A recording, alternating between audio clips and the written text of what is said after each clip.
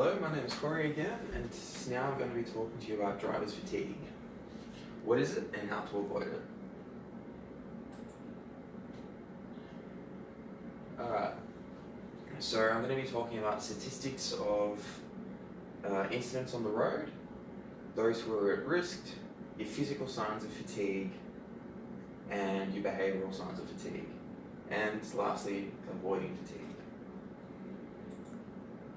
Alright, so statistics are that 20% of fatal accidents on the road happen because of driver's fatigue, and 30% of single car accidents happen from driver's fatigue.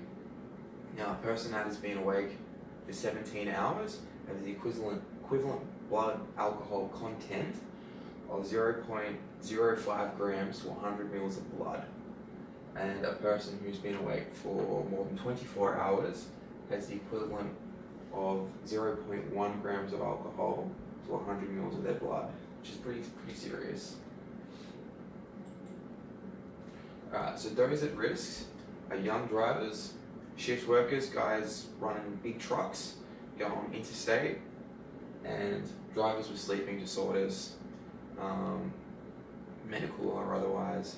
So it's really that mindset of, hey, I'm alright, which is when the accidents start happening, when they get far too tired and fatigued. Alright, so physical signs of fatigue is feeling sleepy, frequent blinking, heavy eyelids, slowing of brain activity, eyes closing out of focus, rubbing your eyes, yawning, feeling restless, trouble keeping your head up or nodding off. So if you start seeing these signs, pull over for a 15-minute nap. Maybe, if you're lucky, get a second driver. Alright. Now, behavioural signs of fatigue are trouble remembering the last few Ks driven, forgetting some exits, drifting off, so say you're going closer to your line instead of in your middle, seeking stimulation, putting the window down to get some cold air in your face, pumping up the radio to try and pump yourself up. And then also difficulty focusing and keeping your attention on what it is that you're doing, and slower reactions and poor concentration affect alertness. Alright, so avoiding fatigue. It's really good to plan a break every 2 hours, get out, stretch your legs, get a bit of fresh air, just have a bit of a walk. If you're lucky, get a second driver. Maybe not so plausible in a shift worker's scenario. Stop for a 15 power nap. Again, if it's a work situation, if you know that you're doing a long drive and possible, maybe get a second driver and one can sleep while the other's driving.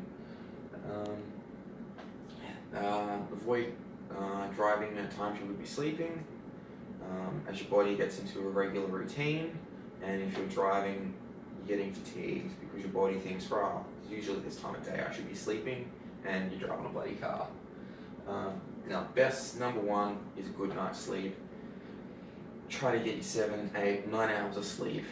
Get a lot of rest before any big long drives, and hopefully you can avoid getting fatigued.